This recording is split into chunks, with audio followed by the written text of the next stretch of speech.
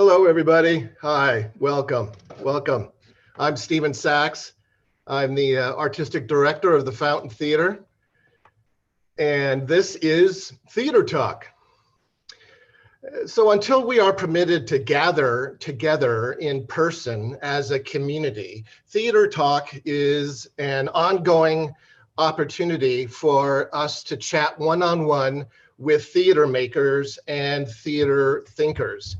And this is all part of the Fountain Theater's ongoing digital programming, on stage, online, which includes our weekly online gathering every Saturday called Saturday Matinee, which is hosted by Franz Luce Benson, and our online readings of new plays. So here's how it works. Here's how today's going to work. You can see us, but we cannot see you. And you can thank me later for that.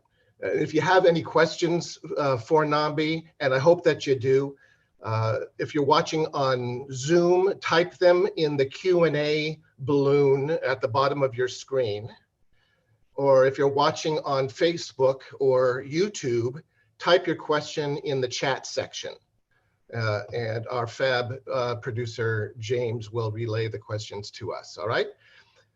Okay, so today, I am talking with actress and playwright Nambi Kelley. And Nambi is a fabulous actress and award-winning playwright. As an actress, she's appeared in regional theaters all over the country, including Pipeline by Dominique Morisseau at the City Theater in Pittsburgh. She was in Two Trains Running at the Goodman Theater, and she co-starred in the world premiere of The Ballad of Emmett Till at the Goodman Theater, directed by our friend Oz Scott, and co-starring Fountain family members Deirdre Henry and John Wesley. We produced the West Coast premiere of The Ballad of Emmett Till. Nambi's also done a ton of television as an actress as well. She's an accomplished and award-winning playwright, including her adaptation of Native Son, which has been seen in regional theaters all across the country. She was personally chosen by Toni Morrison to adapt her novel Jazz for the stage. Her new works include Phenomenal Woman, Maya Angelou, about the life of Maya Angelou, and also her new play, Blood, which is a father-son play, which was workshopped at the Goodman. She's got a commission coming up on a new play on Stokely Carmichael. She was a seasoned staff writer on The Shy for Showtime. So there's a lot of wonderful things for this woman. And Nambi, welcome. Hello.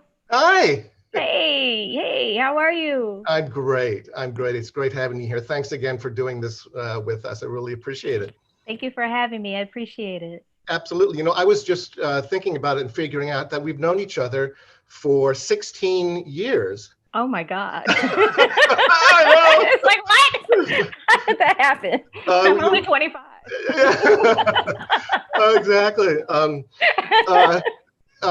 For those of you who don't know, Nambi was in our production of Joe Turner's Come and Gone, directed by Ben Bradley. Yay, Ben. Hey, Ben, which was a fabulous production that we produced with an amazing cast. That was an extraordinary cast, wasn't it? It was ridiculous. It was sick. It was so good. It was perfect. It was a perfectly cast production.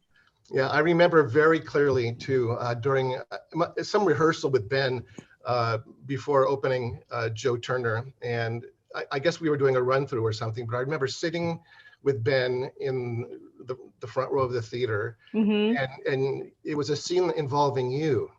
And I remember you were over on the kitchen, which was on the stage right side, and you were doing some scene. And I remember Ben leaning over to me and whispering in my ear, that Nambi Kelley, she's going to be something special. Oh. And you are, and you have been. Oh, thank you. That's a beautiful story. Thank you. So you were born in New York City, right? In Harlem. In Harlem, which is where you are now, right? Yep, I'm actually about 2 blocks from the hospital I was born in, Really? which is crazy. So it's totally full circle. Like literally, it's right across the park, the hospital I was born in. Wow. Not intentionally. I didn't intentionally take this apartment because it was the same place. No, It's I don't just think we like plan our we didn't apartment. plan our hero's journey. No, it's just Exactly. like, oh, that's the hospital I was born in. Yeah. But you grew up in Chicago, right? I was raised in Chicago. I've been in Chicago since I was about 3. And what led your family to go from New York to Chicago? Divorce. Oh, excuse me. Moving on. No, it's not a bad thing. My parents were best friends till the day my mom passed away. So it's they were very beautiful post marriage. So yeah. But yeah, my father we got to New York because my daddy was brilliant dude, Dr. Don Quinn Kelley. He's since passed away 4 years ago this July. But he got his PhD from Columbia University. When he was 29, they were like, "We want to fly your entire family here because we really want you to get this degree." And my dad was like, "How much are you paying me?" And they told him, he said, "It's not enough money. You must not really want me." And so they upped the money, and that's actually Good. why I was born in New York because both my parents actually graduated from there. So my mom went there too. Yeah. And so he got his degree at 29. Wow. PhD. Yeah. And you went to DePaul, I right? did. I went to the theater school at DePaul. And back when there were no black people there, it's very different now. Yeah. But yeah, I was one of 2 in my graduating class. Actually, Leonard Roberts, who's an LA actor, wonderful actor. He and I were in the graduating class. I won't say what year, but yeah. And when we started, there was like a pool of us. I think there were like maybe 5 or 6 of us, and he and I were the only 2 who made it through in the undergraduate program. In the graduate program, I feel like there were a couple more people, but yeah. So yes, I did go to DePaul. It's very different now, and I have a degree. My undergraduate is in playwriting, and I actually studied under Dean Corin. Dean Hmm. Corin is still there, and he's a great playwright. He was part of the Victory Gardens Playwrights Ensemble Of way course. back in the back. Right. And so he's still my friend. I adore him. So So what was that like for you being, a young woman, a woman of color, and wanting to be a writer, a playwright, and being one of the few students there? What was that like for you, thinking about a future career and a future life in the well, theater? I used to walk out of class a lot because Oh, really? yeah, because the teachers in my experience, I thought there was a lot of racism, and it wasn't a time where people like spoke up about it. Like I would be so angry, I'd be like, "I'm gonna go to the bathroom," and I would get up and I would leave. Mm. you know, Ah, but yeah, I remember once being in a class and a professor, like I can be very shy. People who know me really know I can be very shy sometimes. And in class, like I don't like to raise my hand and speak. I don't like that. And so like I never spoke the entire school year. I never spoke in this one class. And the teacher was teaching Othello. I won't say his name because he's passed away now. But he's a wonderful teacher actually. But we were studying Othello, and he looked at me. He said, "Nambi, what do you think?" And I'm like, "I've been in this class for 6 months. You have never asked my opinion, and now all of a but sudden you want to know what I think?" of course. No. I looked at the professor. I said, "I don't have an opinion, actually." So that's what it was like back in the day. Like, I don't have an opinion. I probably should have said something, but I was just, anyway, it was my first time because I went to Von Steuben Metropolitan Science Center in Chicago, and it was a very multicultural experience. Like my best friends to this day were my best friends in high school. My girl Muna, who is Pakistani, and my best friend Mia, who is Guatemalan. And so it was a very multicultural experience. I had never been in an environment that was just like all white people. Right. I was like, I don't know what to do. Oh gosh, I'm a little bit afraid. And so my answer to that was to work super hard because I felt judged.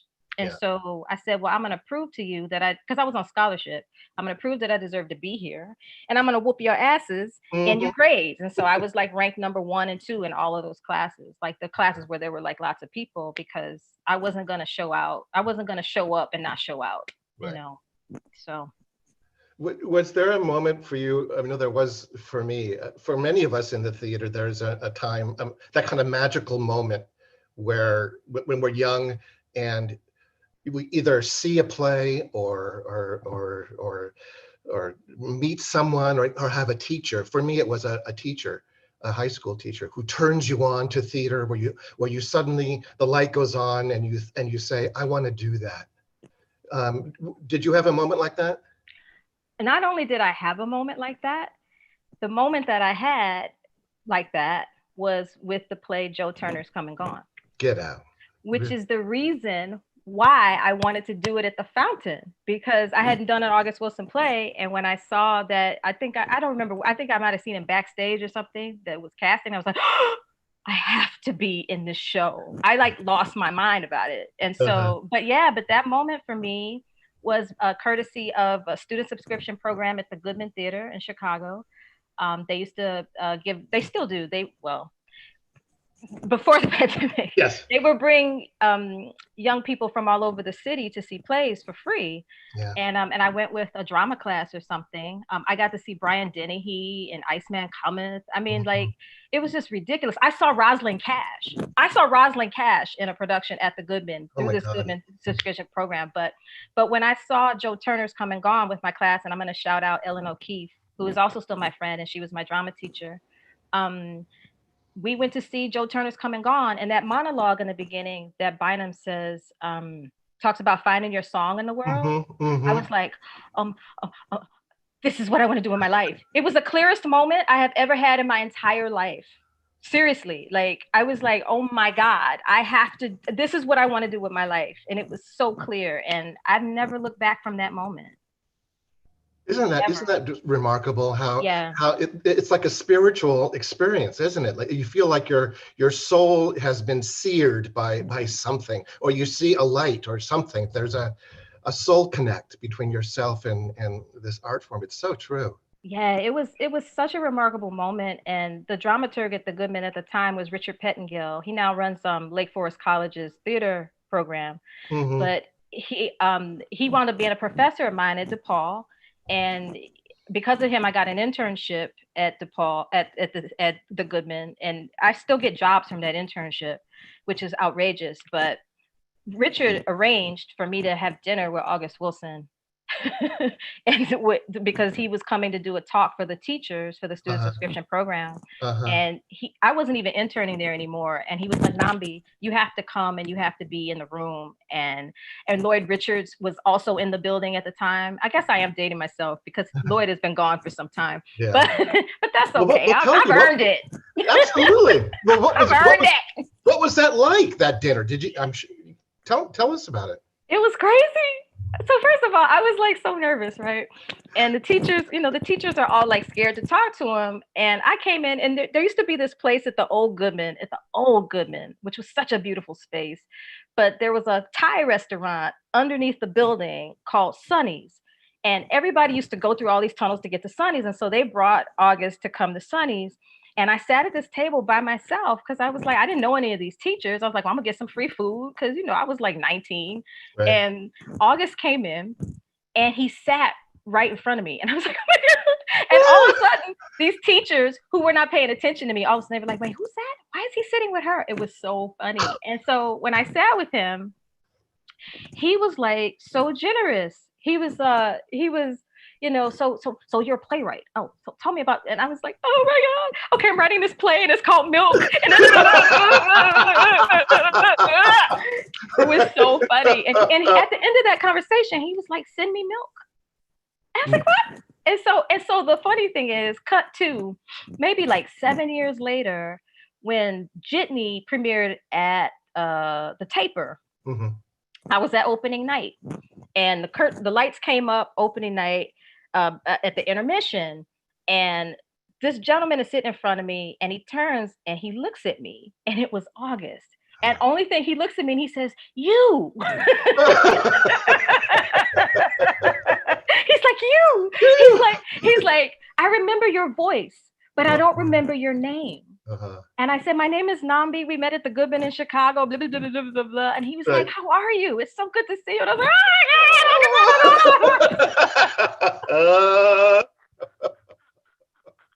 Oh my God. Yeah, and after that, it was much more civil. Like I didn't googly gaga over him when I would run Right. into him. But those 2 moments were so precious to me. Thank you, Richard Pettengill, for making that happen if you're watching. So as a Chicago girl, let me ask you this. Something else that important that happened this week was over at the Victory Gardens with the I know. Yeah. Okay, I'm Yeah, here, so is it let's do okay? it. Can we talk about that? Yeah, let's talk about it. All right. Yeah, because I think it's important. For those who may not know, the ensemble playwriters unit at the Victory Gardens Theater, immensely respected, highly regarded theater, regional theater, and a real all-star lineup of playwrights in their stable, like Luis Alfaro and Marcus Girdley and Tanya Saracho, and they walked out this week in protest of a decision that was made by the theater. Che Yu, the artistic director, was leaving, and apparently the playwriting unit was told, but this is how I understand it, that the playwriters ensemble was told by the board of directors there that they would be informed of what's going on, because they were very invested in this theater that they've all given their words and their souls to. And apparently what happened was that they named a person, elevated a person. Instead of naming a new artistic director, they elevated a person to an executive directorship. And they did all this without consulting the writers, the playwrights. Is that correct? Is that how you understand it? Yes, that's how I understand it. Yeah, and so they all said, then we're out of here, and they left. They've left the theater. So it was a real moment of standing up and speaking out and taking a stand, of playwrights taking a stand, playwrights who are invested in their theatrical home, saying no. And I just wanted to get your hit on that and what your feelings are. Yikes. Okay, it's complicated for me because I'm one of those artists that straddles quite a bit of history with VG. I got my equity card there. Yeah. As an actress on a Lonnie Carter play, The Sovereign State of Boogity Boogity, I played an angel. Mm-hmm. And Victory Gardens, Kurt Columbus used to also be there way back in the day. So I had one of my first plays, Milk, I was telling you about. Yeah, right. I had an excerpt of it read there as a young person, and it kind of changed my life. So I've done a lot of plays there as an actor, and also I was, and a lot of those, the original ensemble are dear friends of mine, right? So like the original founding artistic director, Dennis Zacek, Marcy McVeigh, yeah. Sandy Shinner, Lonnie Carter, Jeffrey Sweet, yes. Dean Corin, yes. All of those people, Charles Smith, the brilliant Charles Smith, yes. Like the yes. original ensemble. And so because my history spans a little bit more than this current moment, I think that my perspective on it is a little bit, it's a little bit bigger picture. I mean, I don't say that easily because I only know what I know, as my partner says. So the original ensemble, from what I understand, it was a similar situation before Che came in, and they were basically, and this is all like publicly documented, so I'm not saying something that isn't in print, that the original ensemble of artists were basically shown the front door it was either in a stage bill that they found out that they were no longer part of their ensemble had been disbanded. Really? And these were and so what I'll also say to that is that Dennis Zacek is people talk about diversity in Chicago. Dennis Zacek was the only artistic director doing plays by people of color not in February. Mm-hmm. So if you were a Black actor, you could actually you could actually get a job at an equity theater with a pretty decent wage that was not just in February. So I want to make sure that I say that because it's a longer trajectory. There's a longer trajectory than just this current moment. Yeah, he walked the walk. He did. He absolutely did. He's a stellar human being. Yeah. And so the thing that I will add to this conversation because oh, and the other thing I'll say is that Erica Daniels, who is the incoming executive artistic director, Correct. is a highly capable, Right. extremely brilliant woman. She's been in Chicago. She's been an FBI agent. She's worked at William Morris. She was my agent for a time. She was a casting director at Steppenwolf. She ran Second City. She's the bee's knees, and she's basically has been standing in the gap for VG, from what I understand, for quite some time. So I would say what I will say as what I consider myself an outsider now. I haven't worked at Victory Gardens. Gosh, the last play I did there was a Lonnie Carter play. Lost Boys of Sudan. That might have been 2010. I think it was 2010. I haven't worked there in 10 years. So I say this as an outsider, but who knows the history of it. I think that it's a very complicated conversation.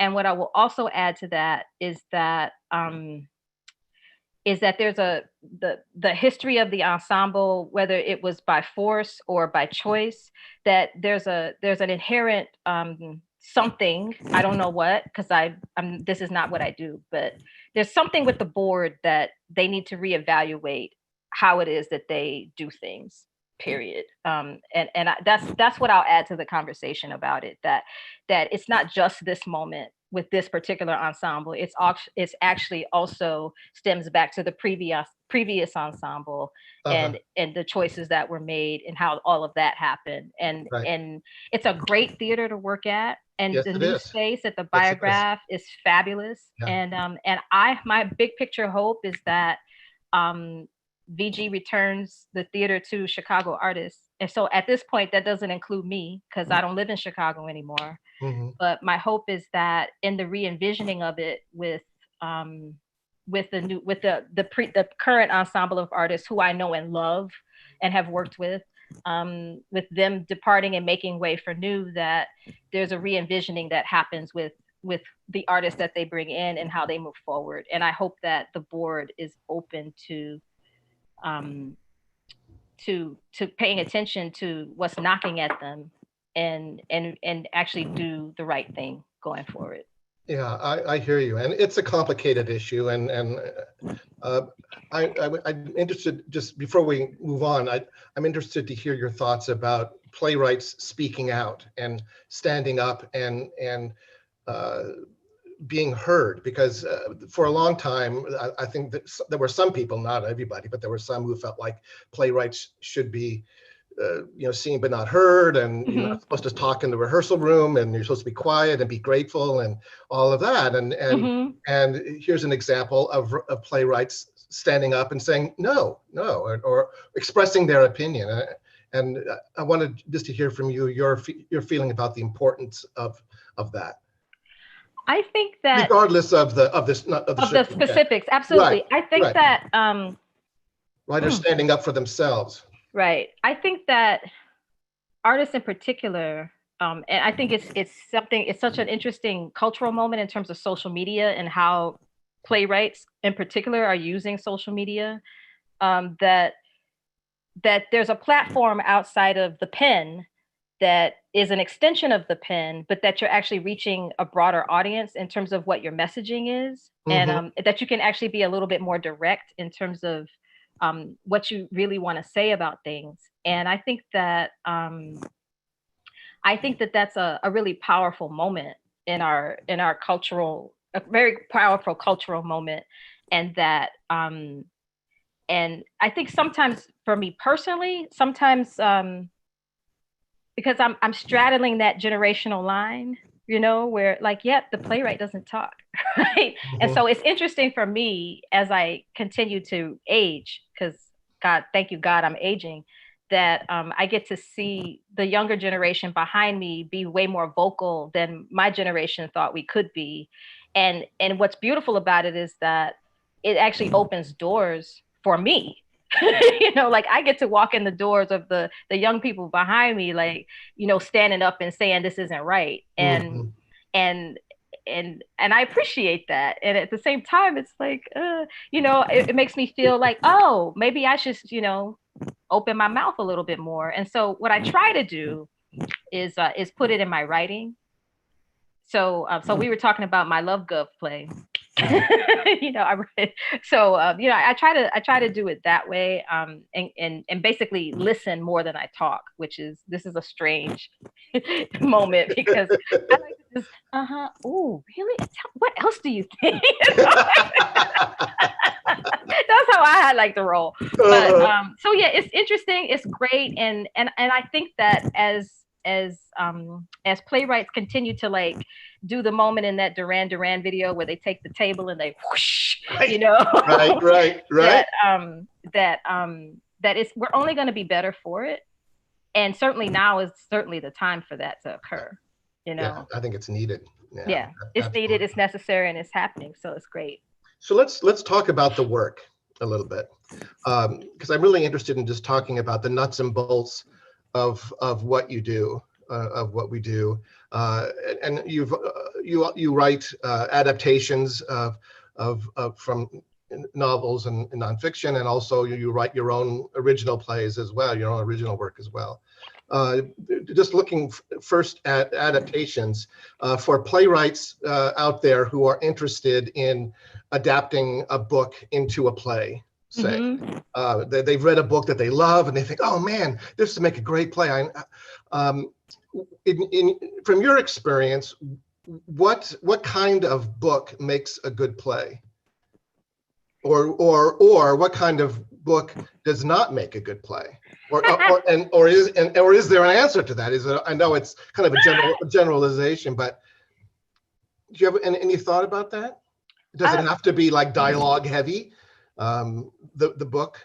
I think a play that makes a good play to adapt is something that you're passionate about.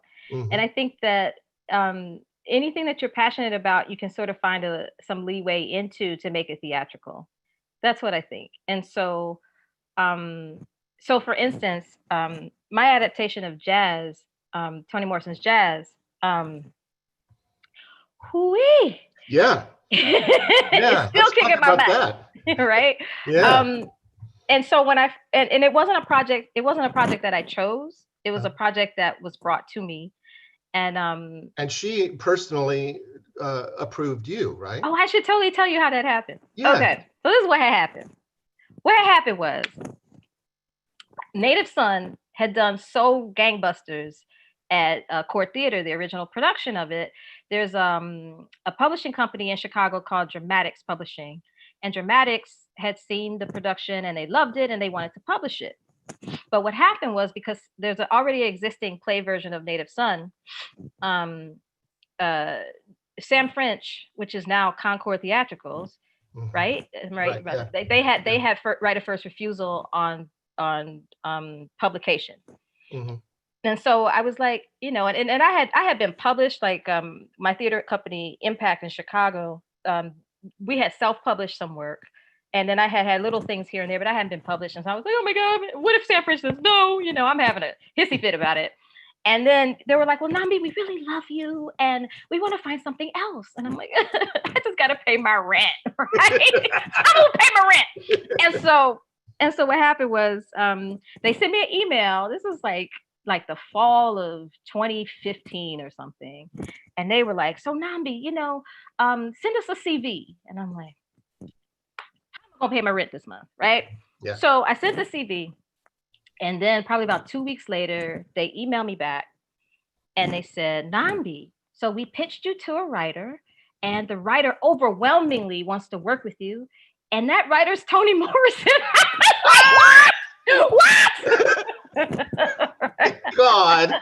Oh my God. And it was one of those days I was walking down the street. I was like, I'm poor, I'm black, I'm ugly, but I'm still here. Oh my Lord. And Lord. So I was like, oh my God. So that's how that happened. Uh-huh. And so and even how the first production of that show happened was crazy. How the first production of that show happened. Oh, can you hear me? Yeah, you can hear me. Yeah. I had gotten an audition. I was in New York and I had an audition for Wendy Goldberg, and Wendy was directing some Shakespeare play at Baltimore Center Stage. Mhm. And I worked on my little monologue, and I was like, Shakespeare's not really what I do, but I'm gonna do my best, right? And I worked on the monologue and I memorized it, and I got to the audition, and Wendy was like, Nambi, it's so great to meet you. I heard so much about Native Son, blah blah blah blah blah blah blah blah. And I was like, great. She's like, do your audition. I did my audition, and right. She goes, great. So what are you writing? So mad.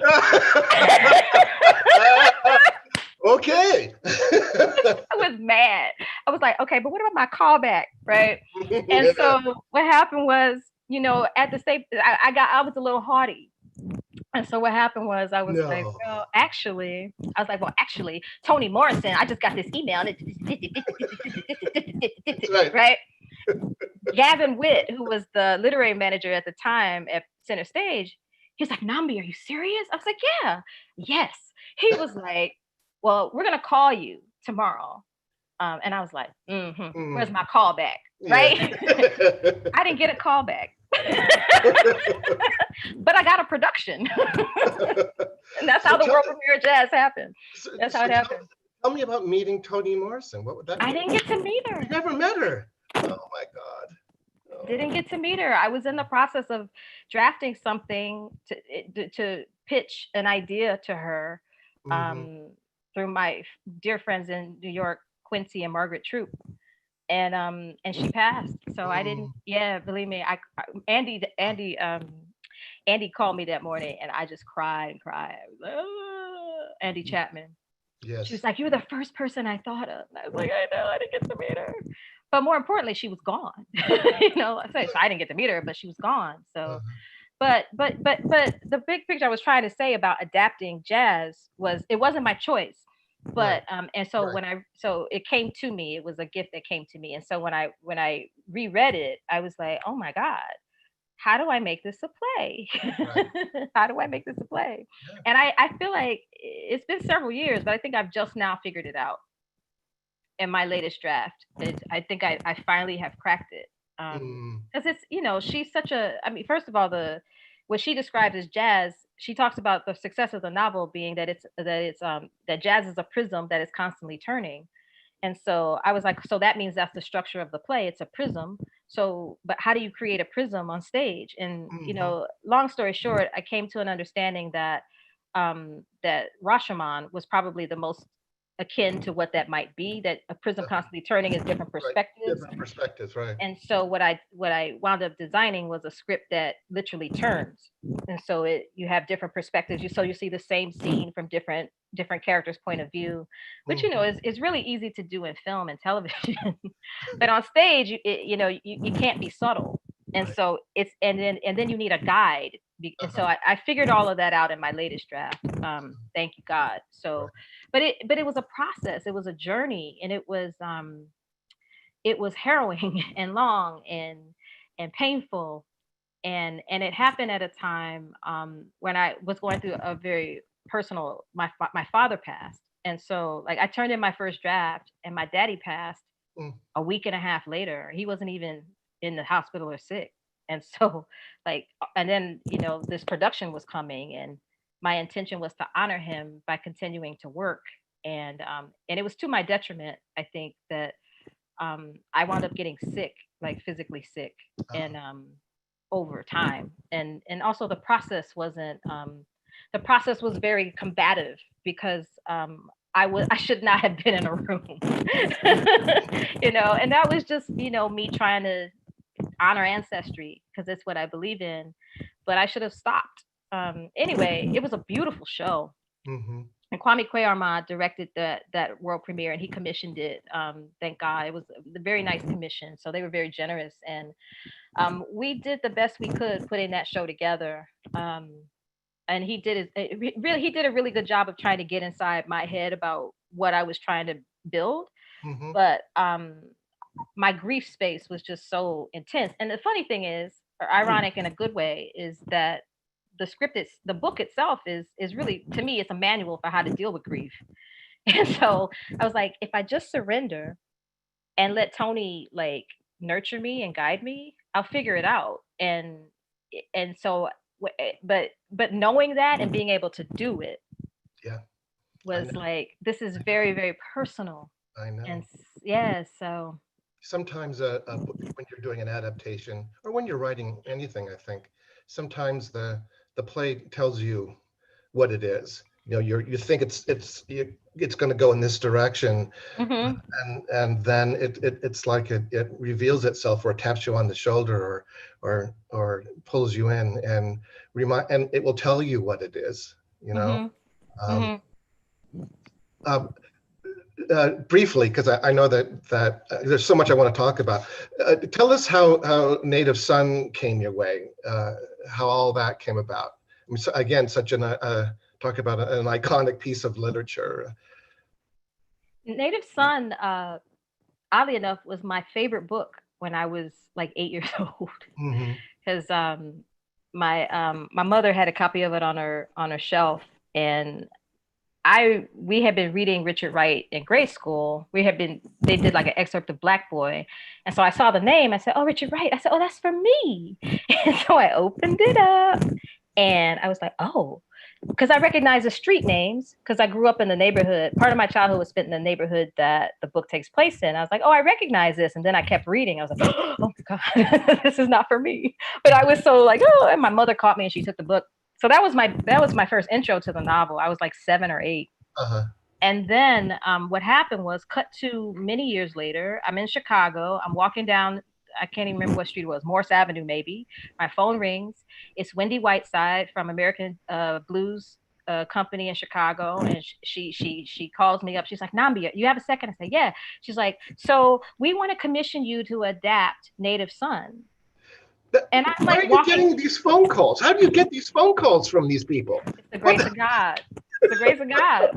And so I was like, and Okay. I was like, yeah, of course. But can we talk? Because I was coming back from a run. And I was like, okay, can I call you back and we talk later? And like, but we don't have a lot of money. And the original commission was like maybe like $200, and the novel is like this thick. Yeah. And I was like, okay, because I love the book. And so I said yes. And then Wendy, brilliantly found a partnering organization, which was Court Theater in Chicago. Right. And we started having meetings with them. And so they multiplied the commission. So I actually was able to pay my rent. It's always about the rent. It And is. and so that was how that came to me. And because that book is very dialogue heavy, what's beautiful about it, and Richard Wright's daughter told me this in an email, that her father really loved blues. And when you actually read the book itself, and you just take out the dialogue, Yeah. it's written like a blues riff. Like music. Yeah. Yeah. Yes. Yeah. And so There's duets and trios and right. Passing it was fours and yeah, and it exactly. was so wonderful. And I was Yeah. like, oh man, I have to butcher this, because my first draft was like maybe 450 pages, because Hmm. I just took all the dialogue. Right. And it was like, oh, this is so beautiful, like the nuance of the musicality of the blues. And I was like, I got to cut that, I got to cut that, and I got to cut that. And so my process was, the thing that I really try to do when I work, and I don't know why, but for whatever reason, I've been called to work on a lot of work that's about ancestry. So you mentioned the Maya Angelou play. Today is the anniversary, 6 year anniversary of her passing. And so, like, one of the things that I try to do is, um, like, I really just try to be a vessel. I try not to put myself onto it. I like just allow, and what it's supposed to be, God, universe, spirit, and those ancestors working through me Hmm. will work through me. I don't even have to decide what it is. And so with that piece in particular, like, because it's such an iconic novel, and I love the book so much, and in Chicago in particular, like, it's a very like our show was extended before it had even opened. Before we'd even started previews, they had to announce an extension because Chicago was so hungry for that story. It was the And most popular production, the longest running production in the theater's history, right? it made like, it was like the highest grossing production That's of, right. of a straight play. And the musicals I think have done better, but Uh, yeah, it was yeah. And so, and I think that's true to this day. I have to text Charlie and ask him, but But it was one of those things was like, I'm just going to allow this to come through me. And so what I did was I just did a straight, like, I'm just going to put all the dialogue, and then I'm going to whittle it down and whittle it down and whittle it down and whittle it down. And Steve Alpert, who passed away maybe 2 years ago, Steve was managing director over there at the time. And he was so great to work with in that process. And he actually introduced me to Lee Richardson. So there's that connect. But yeah, and so I just whittled it down and whittled it down, whittled it down. And I got it down to about 100 pages. And I was like, okay, great. Now what is it? Now, like, now that I have like something that could be produced, even though it had no artistry in it, like what is it? And so I had like a breakfast with Tanya. Oh God, what's Tanya's last name? Why am I not thinking of it? Anyway, over at the Goodman. Why is her name escaping me? Anyway, but I had lunch with her, and I told her I had this idea. And I didn't know the terminology for it was called double consciousness. I don't know why I didn't know that, because I'm the daughter of a PhD, but I did not know that. I did not know anything about W.B. Du Bois's theory of double consciousness. And I was in New York, and my father asked me, he said, how's Native Son coming? And I was like, yeah, I have this idea, and there's this voice and this character, but I don't really know who the character is. And it knows everything the character thinks, but it's not the character. Who is it? And my father looked at me. And he said, duh. He said, duh. That's W.B. Du Bois' theory of double consciousness. I said, oh. He said, order the book. I ordered the book, and it came, and I read about Du Bois' theory of double consciousness, about being able to see yourself through the eyes of others. Right. And that gave birth to the character of the Black Rat, who initially was just in the script as the man. Because it was this Rod Serling obsession I have with Twilight Zone. I love the Twilight Zone. I was like, so it's like Rod Serling and he's in a suit. Like, okay, Nambi. But that actually is the genesis of that character. Rod Serling influence, and then Du Bois' double consciousness. A person on the chat is saying that Tanya Palmer is the Palmer. Oh my God, forgive me, Tanya. I've known her for like 80 years. No, you were talking before about channeling and how Native Son for you was like a piece of music, and what impressed me so much also when I saw the production in Los Angeles, it was part of Block Party. That was directed by Andy Chapman. Andy did such an extraordinary job with it, because it had such a musicality to it. It had such a rhythm to it, and I know that was in the script, of course, and intentional, but it also was carried through directorially, and the pulse of that piece and how things moved, and using lights and sound, and it was very musical. Just talk quickly about your relationship with the director's role in creating a new work, how you collaborate with directors. Well, really quickly, Andy and I, she asked me a whole bunch of questions from the very beginning. And I was very part of her casting process, and she would just text me when she had questions. And then once they flew me in for the rehearsals, and then once she started rehearsal, she never called me again. Okay. Said, I got this. She never called me. And then Antias was like, okay, Nambi, so we're gonna fly you in for opening. I was like, oh my God. Oh my God. I hate it. What am I doing? I know, that's like the fear, isn't it? It was hilarious. And when I saw the show, I was so happy. It was like everything I told her, she internalized and she made it her own. So like moments in the script where it says like, and a skull falls, like it does say this in the script, a skull falls from the ground, and she's like, what does that mean? And then she created something that was way more beautiful than I could have ever imagined. That was working with her. Working with Sorette Scott, who was a world premiere director on that, and she directed at Yale, she directed the New York off-Broadway premiere. Sorette is she's very like different animal, so like she like gets in your head too, but in a different way. And she really liked me to be in the room. She liked me to talk to the actors. I hate talking to actors. I love actors. I am an actor, but I don't, it's uncomfortable for me. So she really liked me to be part of the process much more so all the way up and through into opening. even she said to me, so can you talk to that actress because she doesn't understand what you mean. I was like, I don't want to talk to her. So she and I, like, she's like my black rat. Like we kind of like mind meld and work together that way. And speaking of acting, there was a question from Paul Matthews. Oh, Paul. He says, make sure to ask Nambi about the time she played a rooster in Seoul, South Korea. I did. I played a rooster. I did. I actually, before I worked at the Fountain, actually, it was my gig just before I came to Fountain. I lived in South Korea for 2 years, 18 months, and I toured singing and performing in Korean.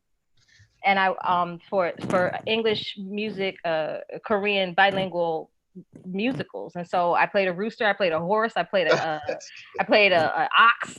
What else did I play, Paul? But we did 3 shows and we toured all over the country. And I actually speak a little Korean and I can read it and write it, but just enough to get me a taxi and at the spa. I'm not fluent, but yeah, it's great. And it changed my life because it made me see that I could be part of the world. And from there, I actually went to Africa to work because I was so excited about international work that I designed a project that took me to Tanzania. And I worked there for like 3 weeks. Getting back to writing, when you're writing, when you're working on a play, either a new play or an adaptation, do you have a routine? Do you get up every morning and have a set amount of time? And what is that routine? Is it days and nights? Is it every day? Is it every other day? What do you like to do? In general, I work every day, but I try to take the weekends off. So if people email me on the weekends for work, or even if people contact me after 6 o'clock, I'm like, because I try to treat it like a job. So I'll get up in the morning, I pray, I might go to the park and go for a walk or a run. I shoot up my cat. My cat is diabetic, so he actually is a huge part of my writing process because I have to make sure I give him his insulin, and he takes it at different.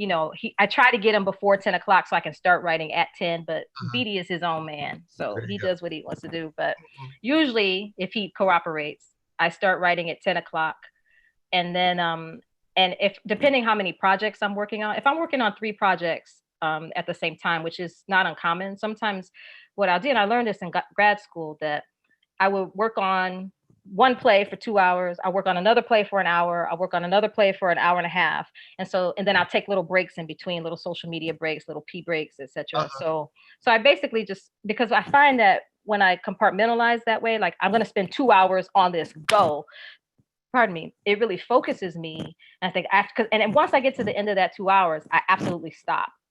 Like if it's like, oh, I just have one more scene. No, stop, because it's a muscle, right? I have a question. So, because that's really interesting to me. First of all, do you write on a computer, on a laptop, or? I do, and Toni Morrison would not approve, but I do. So do you, when you're writing on 3 projects at once, do you have like 3 tabs up and now you're focusing on this one? But when you're working on that one, if in the back of your mind you think of a line for the other play, do you tab over to the other play and quickly write that dialogue and come back, or it doesn't happen? Literally just lock into that one piece? I just lock into that one piece. Yep. That's wild. Yep. And then I get it done, and then I keep moving. So my work right now is this book. This is my Stokely Carmichael. Ready for the Revolution. Right. So this is the Court Theater Commission Prince Prize play that I've been trying to push out. Congratulations on that, by the way. Thank you. I've been trying to birth it during this pandemic, and Stokely is talking to me. Yeah. So yeah, this was my work today. But sometimes I'll spend like a whole day. Like for instance, I spent all day today on Stokely because he's been like, you're ignoring me. You need to spend time with me. You've been spending more time with Maya. I'm like, okay, I'm coming, Stokely. And then I go hang out. So I hung out with him all day today. Yeah. So when you have a first draft done, that's a good question. Sorry, when you have a first draft done, there's so many things I want to ask you. Who's the first person that reads it? And generally my partner. Uh-huh. Daniel Carlton. He's a wonderful playwright, Uh-huh. actor, director. He's amazing. He's Uh-huh. Harlem based, and I'll say, baby, come read this, and he'll be like, oh, right now, and I'm like, yes, please, can you just read it? He's like, oh, can I just read it to myself? I'm like, no, please, just read it out loud. I just need to hear it out I know what you mean. I know. I feel sorry for my wife. My wife has read first drafts of every play I've written, and we've been married for almost 30 years. So you can imagine what the poor woman has gone through. That's wonderful. Do you do you value readings of plays, putting together readings of plays with actors, workshopping, uh, or doing public readings of a new work in front of an audience and getting feedback from people? Is that ever helpful, or can that be harmful sometimes? Yes, it can be helpful Well, and it can be harmful. And what I've learned recently is I'm thinking like I just want to have a quiet table read and that's it. yeah, I yeah. had it. Yeah, Yeah, I'm getting to that yeah, point too, where it's. I think playwriting is the only profession where you're expected to share something that you're working on and get comments from people who are not in your profession, giving their opinion on what it should be. I mean, you don't see a doctor going into a room with a bunch of, plumbers and talking about how I did this surgery, and a plumber saying, you should have really, I think, made the incision over here. It would have, you know what I mean? I do. It's I kind of, think sometimes that feedback is useful because a layperson's response to something is certainly valuable, but at the same time, it's like, well, you don't know what you're talking about. Who are you? Right. So I feel that too. And yeah. yeah. I guess there's two kinds of feedback, isn't there? There's the colleague feedback, and that, but you're right. The public response is important too, because you want to know is it landing on unprofessional ears, or to the public. Well, is the Yeah. story being told? Yeah. Yeah. I think for me, like what I try to do is when I need feedback, I really try to be very careful about how I structure it because I was trained by Russ Tutterow in Chicago Dramatists. Yes. And so, I mean, I miss him so much. But one of the things that I do is, when I send a script to somebody, I say, okay, tell me what you like, tell me what stands out, tell me what you have questions about, because people will be like, well, I really want more of this and less of that. It's like, no. Then you write your play. I don't even know what you want more of. Right. I want to know what stands out to you and what you have questions about, because the questions will tell me what I need to do. If it's not gelling with how I perceive what I want, what I've written. So. Mm-hmm. Yeah, you have to learn how to protect yourself, don't you? Yes. And sometimes people are like, but I'm like, no, but it's my process. I want to get to a couple of questions too, but before I do, I want to get on an important subject, I think, and I want to talk just quickly, and we're probably going to go a little over, but I want to talk about theater after COVID. Ooh. What we want the theater to be. We've had this downtime now. We had theater pre-COVID, and we know what that was like. The good, the bad, and the ugly, the right and the wrong of it. Mm-hmm. And there is both, certainly. And I just want to read something. I'm going to share this with you and with those who are watching, something that Che Yu said, which I thought was really important. And he says this, and he says, I was once given the idea that there is a table and there's a seat for you at the table. But at some point I said, that's not good enough, because at the end of the dinner, I'm asked to go home. So the question is, whose table is it? Do I have a say in the menu?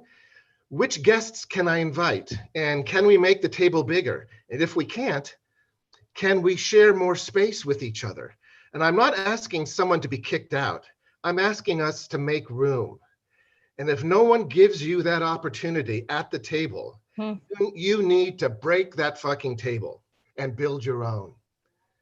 And that just so struck me. And I just, I've been thinking about how pre-COVID, there is such an energy in the American theater, I think, for playwrights, for playwrights of color, for female playwrights of color. Mm-hmm. That there was such an energy and a momentum, and not to say that that's going to go away, because it's not going to go away. It shouldn't go away. But Right. I'm afraid that. Are you concerned about when we come back, whenever that is, and it may not be until next year, for some of these theaters? Yeah. What will we be coming back to? Are you concerned that we're going to go back to artistic directors, white male artistic directors like me, choosing plays that are going to be safe because we have to get our people back, our audiences back? And are you concerned about what the theater is going to look like, or does it excite you? Is it an opportunity to break some tables? I think it concerns me, and I think it excites me, and and it's also not lost on me that at a time where it's unprecedented, there's that word, there's an unprecedented number of people of color leading institutions across the country, and now it's going to be up to those people of color to lead these institutions through COVID, to make sure they exist. Nataki Garrett. I mean, my heart breaks for her. Here she steps into this amazing opportunity, and bam. But at the same time, she's the perfect person. Absolutely. Because she's no nonsense. She ain't gonna take no shit, and she's gonna make sure that institution stays and thrives, and maybe even reinvent it. Mm-hmm. And so for that, it's like she's the perfect person, and they're so lucky to have her. Absolutely. At this absolute moment in history. I agree more. And I think in terms of a table implies edges and height, but for me, like, I like parks.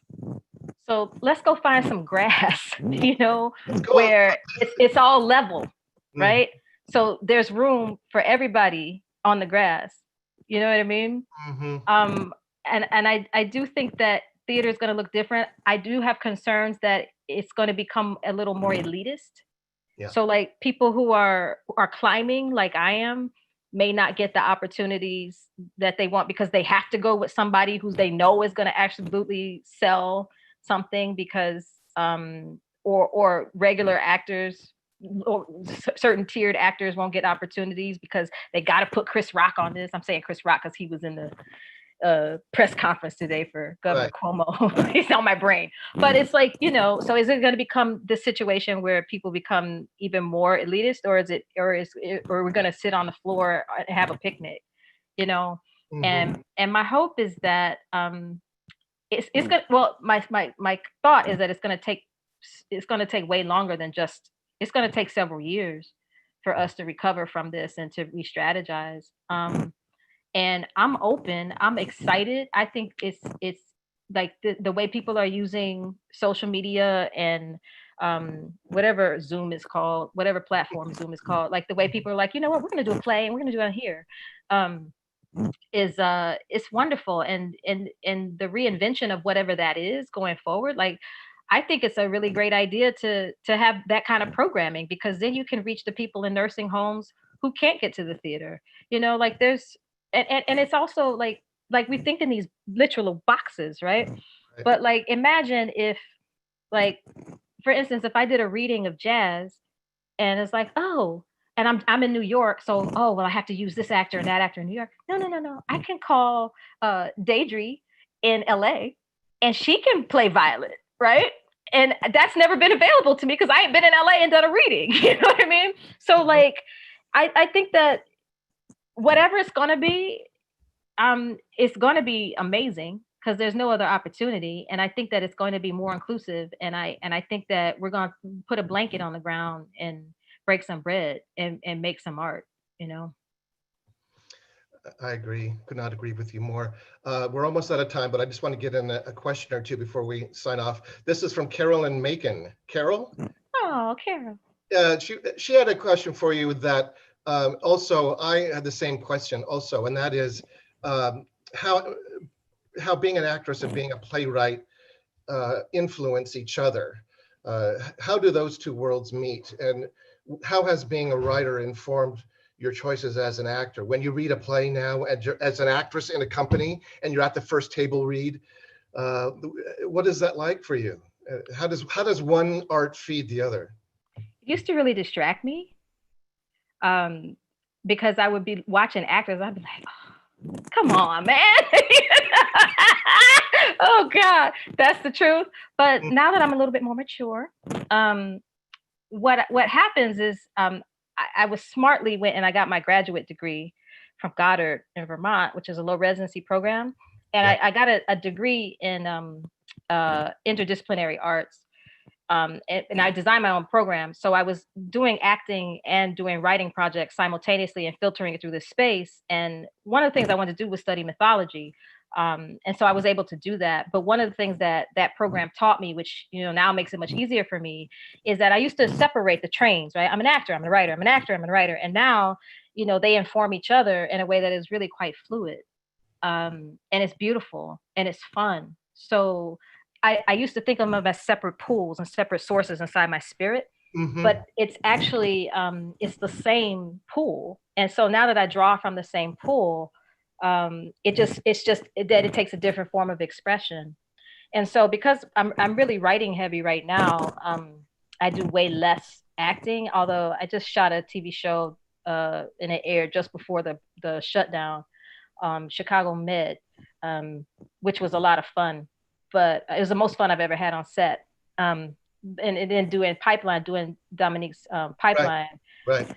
was incredible. Like, that play is so simple on the page, but it's so complex and it's so emotionally complex. And like, I would just come off stage. I couldn't even walk some nights. I would be going, oh my God, because she requires you, the simplicity of the writing requires you to just put your whole heart in it. And so the writer in me was like, how does she do that? It's so simple, but it just explodes. It's everything. And so it's wonderful because the 2 weeks in the process, if you do a 3-week process, the first week, the table work, the writer head is on. That's the truth. Cause I'm like, well, how did this writer put this together? And how do you get me to from A to B? And how do you get me to feel? And da, da, da, da, da, da. Right. And then second week as an actor, I surrender. Right. And I go in. And then third week, it's like butter, at least that's what I hope. But they inform each other in a really wonderful way now that I'm a grown woman and not fighting. Now, it has to be this, it has to be that. No, it doesn't. Right. Yeah, exactly. It's all one. It all comes from the same well, doesn't it? Thanks for your time today. And I want to ask you, maybe if you'll come back later with an update on your Stokely Carmichael piece, because I'd love to learn more about that. And maybe you could give us an update on how it's going, how the draft is. Absolutely. And I would be remiss if I didn't throw a shout out to Lower Depths Ensemble for the pandemic plays that they're commissioning. They're commissioning several writers, myself, Kevin Douglas, J. Nicole Brooks, Pepper Chambers, a couple other people. And we're writing these plays that are direct responses to this moment. And I think they'll start running those. Greg Daniel is heading that. And I think that's going to start airing. They air. Plays air now. They don't run, they air. I know. I think that'll be in June. So I want to make sure I plug that, particularly because you might have a lot of LA, and that's an LA-based theater, and they're wonderful people. Jason and Yvonne and Verilyn and Greg are the best people on the planet. So I want to make sure I give them some love. Okay. Yeah, so pandemic plays in June. Okay. Well, again, thanks for your time. It was really nice chatting with you. I really enjoyed it. Absolutely. Again. The Fountain's one of my favorite places on the planet. And that production of Joe Turner was one of my favorite productions ever as an actress, ever in my entire career. For real. Like, I was so sad to leave because, I left and came back. I didn't want to go. I didn't want to go. I was like, we love you, and you always have a home. Oh, thank you. Thank you, Stephen. Mwah. Okay. Bye. Thanks again. Bye. And just a reminder to everybody that this coming Saturday at 5:00, we have the Saturday matinee with Franz Luce Benson. Franz Luce, yay! Hey, Franz Luce. She's the best. She's the best. So again, thanks Nambi, and thanks everybody for tuning in and watching. Thanks so much. Bye, everybody. Love y'all.